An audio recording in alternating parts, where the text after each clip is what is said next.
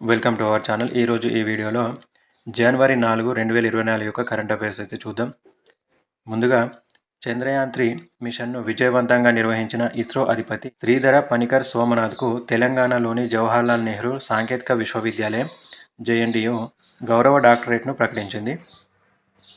ప్రపంచ హరిత ఉదజని green hydrogen ఉత్పత్తి 2024 నాటికి 9.4 కోట్ల టన్నులకు చేరింది.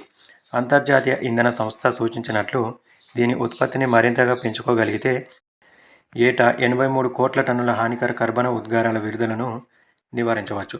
ప్రస్తుతానికి హైడ్రోజన్ ఉత్పత్తిలో చైనా మొదటి స్థానంలో ఉంది. అమెరికా, రష్యా, ఫ్రాన్స్, జర్మనీ, జపాన్లు తర్వాతి స్థానాలలో ఉన్నాయి. ప్రపంచ హైడ్రోజన్ డిమాండ్ 2030 నాటికి సుమారు 20 కోట్ల టన్నులకు చేరుకుంటుందని అంచనా. తర్వాత ఆరుబయట జరుగుతున్న అన్ని రకాల వాయు కాలుష్యాలతో ఏటా 83 లక్షల మంది మరణిస్తున్నారని జర్మనీలోని Max Planck Institute for chemistry శాస్త్రవేత్తల అధ్యయనంలో ఇటీవలైతే వెల్లడించడం జరిగింది. తర్వాత తక్కువ ధరలకు మందులను విక్రయించే ఔషధీ కేంద్రాల సంఖ్యను 10,000 నుంచి 25,000కు పెంచే కార్యక్రమాన్ని కేంద్ర ప్రభుత్వం అయితే తాజాగా ప్రారంభించడం జరిగింది. ఇది ఈరోజు ముఖ్యమైన కరెంట్ అఫైర్స్. ఈ వీడియో మీకు నచ్చినట్లయితే తప్పకుండా లైక్ చేయండి. అలాగే డైలీ కరెంట్ అఫైర్స్ కోసం మన ఛానల్ని అయితే సబ్స్క్రైబ్ చేసుకొని చూడండి.